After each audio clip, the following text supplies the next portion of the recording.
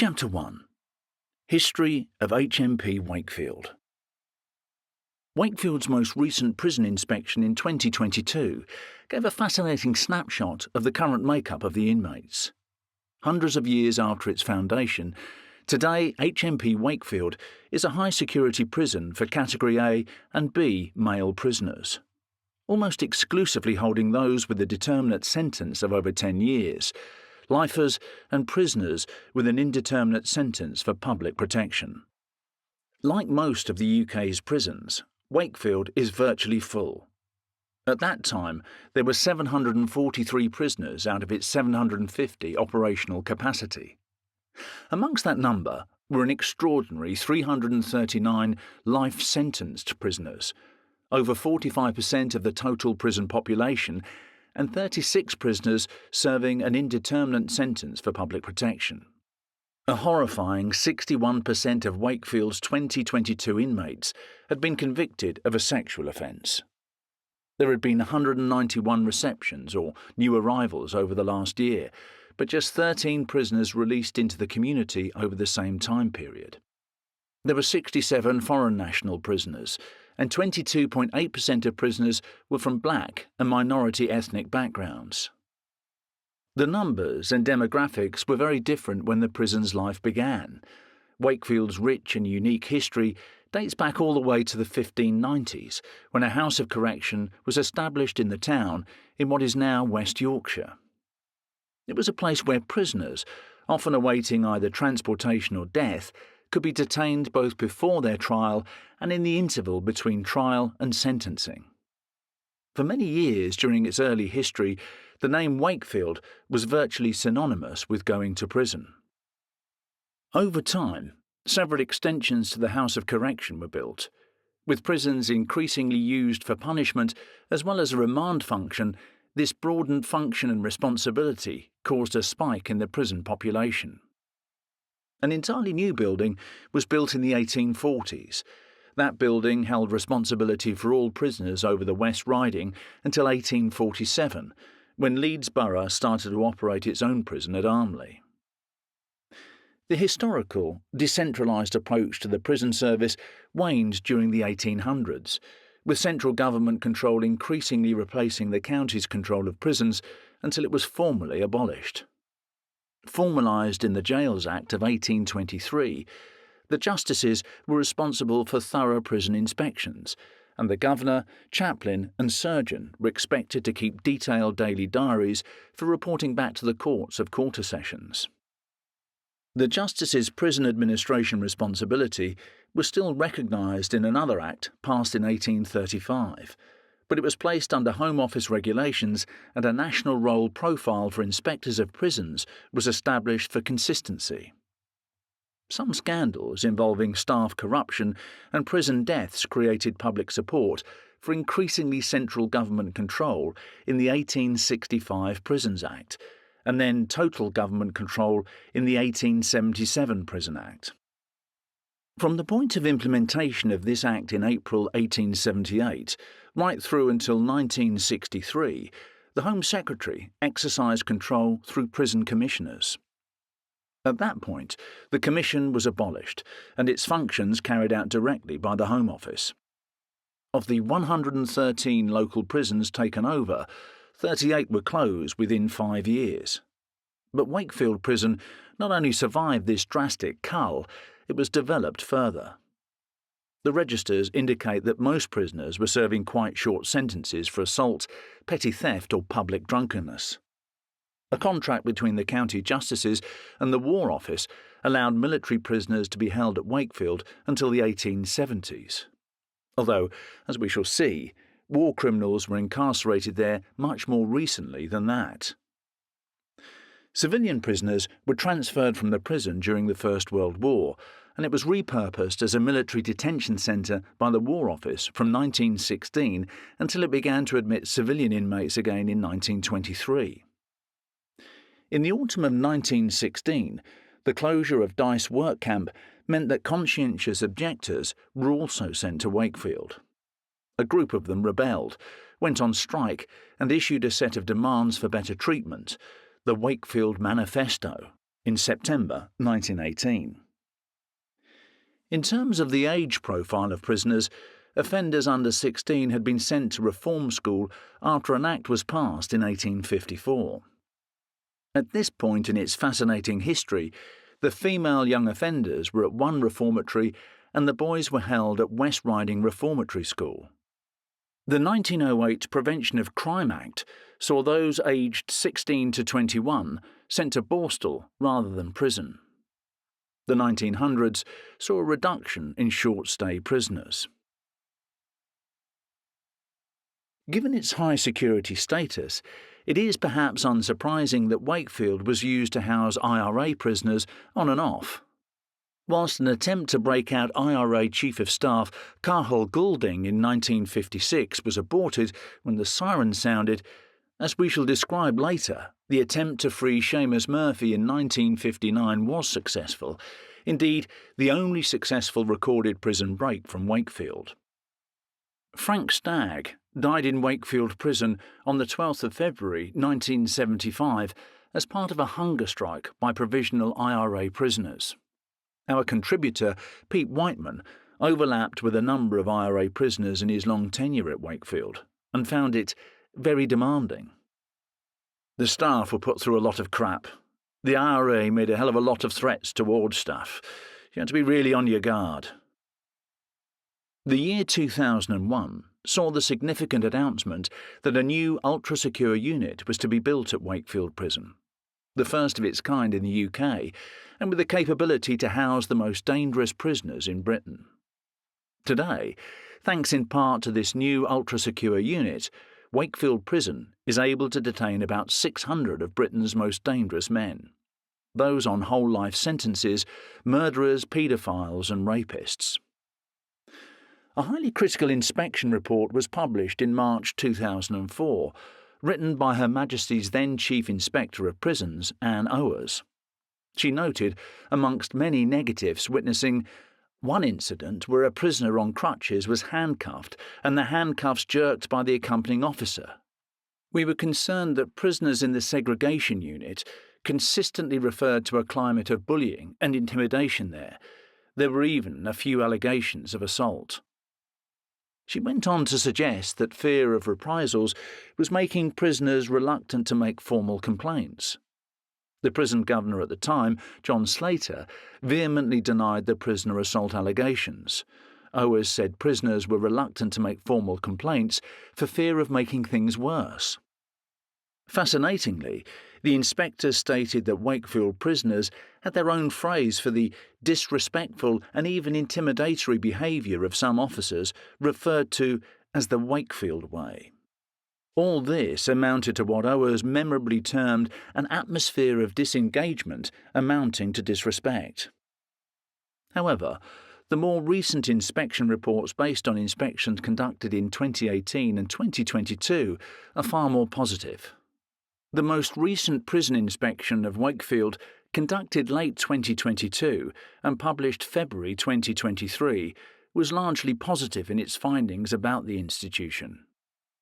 A key part of its summary noted, "This inspection of Wakefield is our first for 4 years, our last visit being in 2018 when we reported on a successful prison delivering some very good outcomes.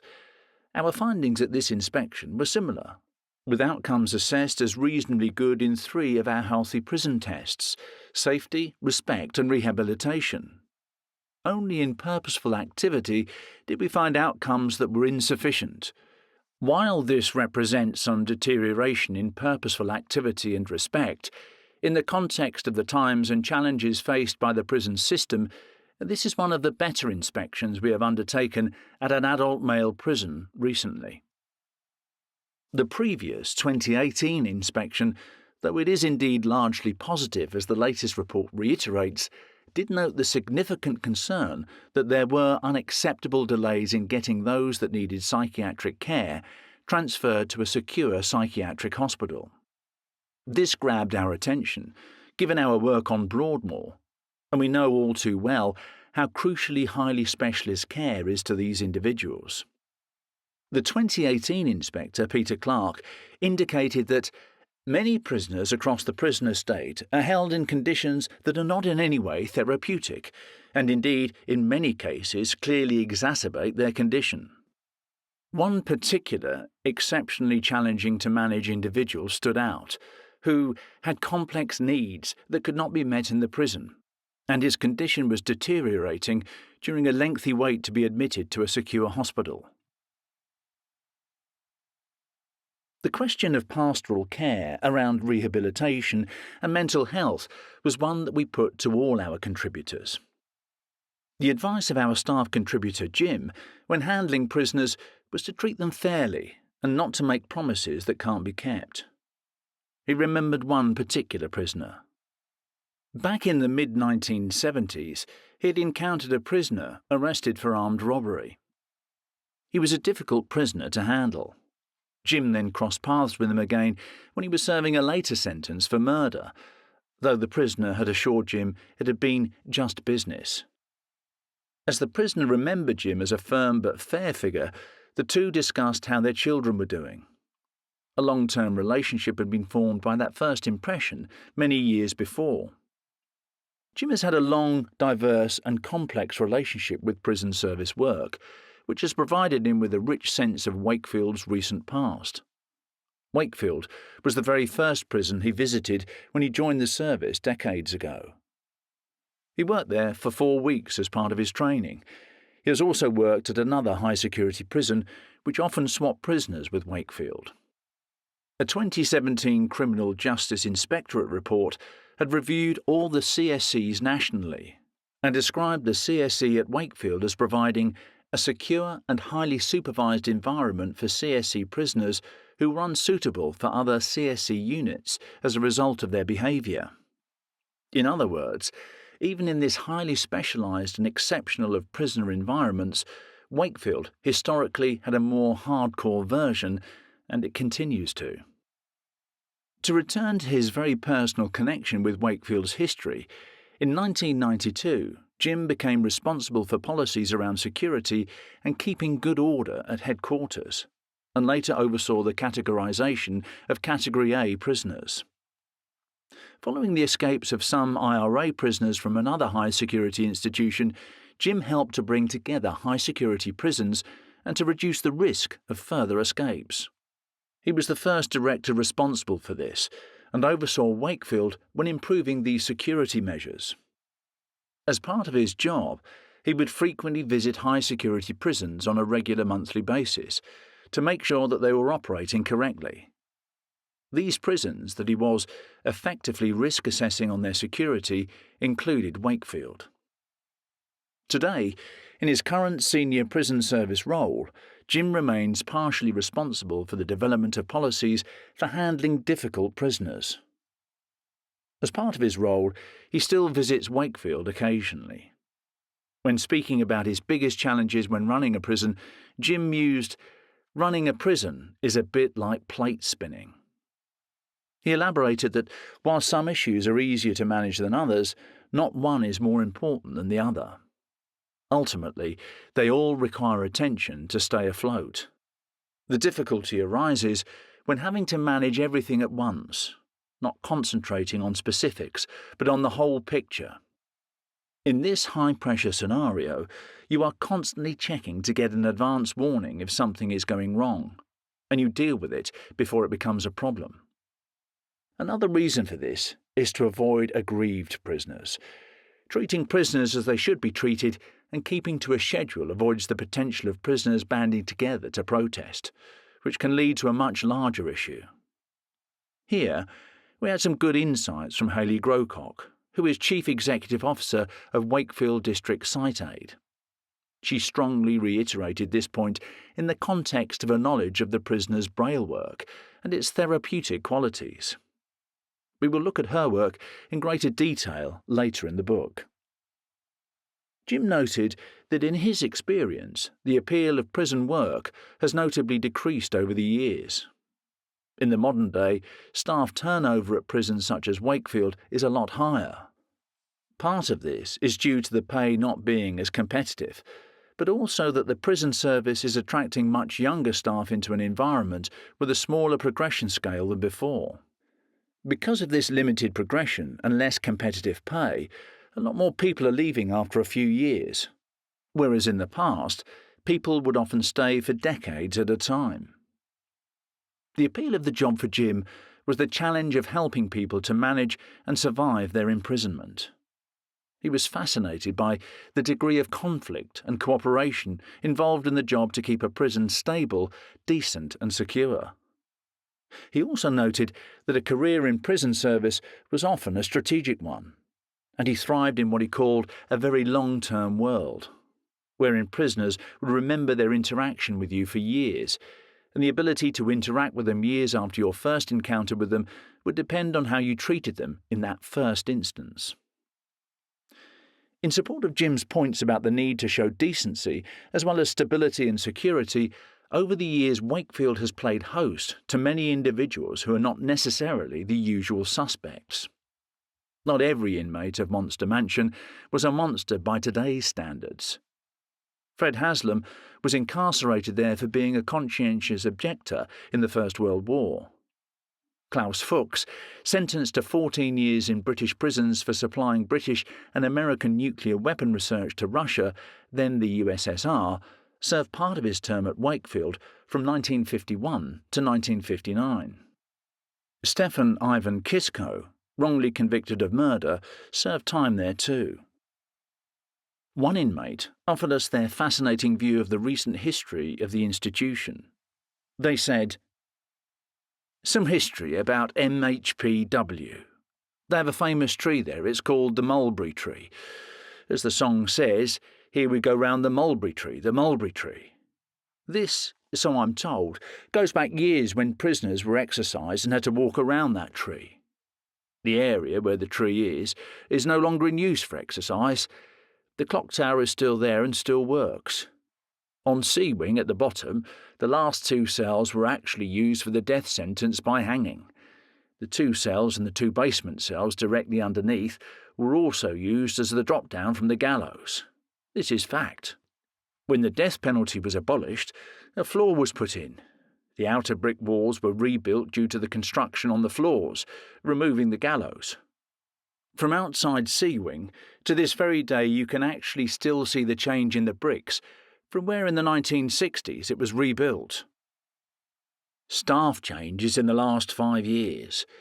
HMPW, with other prisons, changed the age for retirement.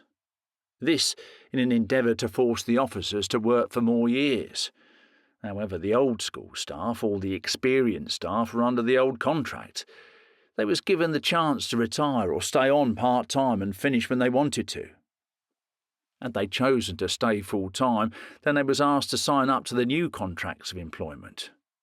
Having spoken to staff about this, it was clear they all decided to go part-time.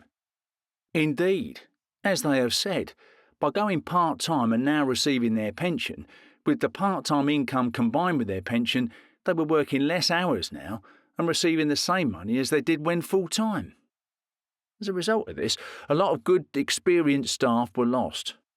Over the past 5 years, the prison service have gone on a recruitment exercise.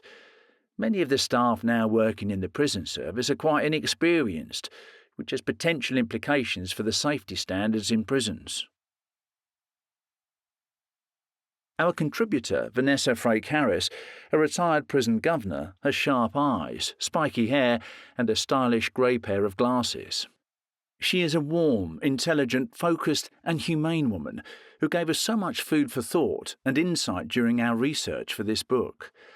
Amongst many other topics, we were interested in Vanessa's take on some of the unique historical features at Wakefield, which is a truly historic site. Not always for all the wrong reasons. How did Vanessa come to have a connection with Wakefield at all? She had been working at HMP Holloway, the largest women's prison in Western Europe until it closed its doors in 2016, in North London, as a senior officer and looking to transfer. A friend's father was working at Wakefield, and he offered to show Vanessa around. She went up there and had a look. We were particularly interested in her first impressions from the perspective of someone who knew other notorious prisons intimately, including Holloway and Wormwood Scrubs. She described it as not a huge prison, especially when compared to Scrubs. It's a very old Victorian jail, as is Scrubs, but it was all single cell. It was a radial prison. To me, it reminded me of what an actual prison should look like. A proper radial prison. So a centre in the middle, and you've got the spurs going off. What was there that distinguished it from any other jail she had worked at or been into? She said, "What struck me the most was at Bang Up. Bang Up is prison slang for locking a prisoner up in their cell. There is there used to be, a huge great big bell in the centre. And somebody rang the bell, and literally the whole jail stopped. Prisoners went to their cells, and they stood in the doorway of their cell waiting to be locked behind their door. Now, having worked at Scrubs, I can assure you I spent hours and hours chasing prisoners. 'Oh, miss, just got to get this. Oh, gov, can I just give this to my mate?' Totally chasing them round the wing, trying to get them behind the doors. But the regime at Wakefield was very different, almost austere." The bell that she recalls is a notably interesting historic feature of Wakefield, which several of our other contributors also remarked upon. In a report by the Chief Inspector of Prisons, HMCIP, it noted that there is a very fine line between security and decency for a healthy prison. In order to maintain control, you have to balance the two, and Wakefield had strayed into the very secure jail area. Although this was very appropriate for somewhere with such an ultra Category A status, perhaps inevitably it led to the detriment of some other practical parts of daily life, like schedules and classes for prisoners. It is a very fine line, and you want to stay directly in the middle of it. For all the distinctions and differences that struck Vanessa, ultimately there were many generic features and similarities too. The atmosphere was a typical jail, to be honest. It was very routine-driven. Staff knew what they were doing, prisoners knew what they were doing, and it all seemed to flow very nicely. She even went so far as to say that a part of her wishes that she had made the decision to transfer there. But she was a southern girl. Her life was based in the south, and she was just not ready to move up north and make such a permanent change. As she explained, it is a lot to uproot your whole life, and she didn't know anyone in the vicinity of Wakefield. She also looked at Frankland, which was even further up. HMP Frankland is in Brasside, Durham, and rather like the Wakefield New Hall arrangement, it is situated very near a sister prison, the notorious closed women's prison HMP Low Newton. Vanessa has a soft spot for old Victorian jails, as they have such character and history, perhaps none more so than Wakefield. As long as they provide decency, security and a good regime, then I'm all for keeping them. They should only really be considered for closure if one of those three pillars begins to slip. For a Category A like Wakefield, although everybody we met indicated a genuine commitment to those three pillars of decency, security and a good regime, albeit with varying degrees of success, security is arguably always going to come first. We were keen to explore what even makes a Category A in the first place. I'm Nicola Tallant and you're watching Crime World, a podcast about criminals, drugs and the underworld in Ireland and across the globe. Make sure you subscribe to our channel and turn on notifications so you can be the first to watch all our latest episodes. You can also listen wherever you get your podcasts.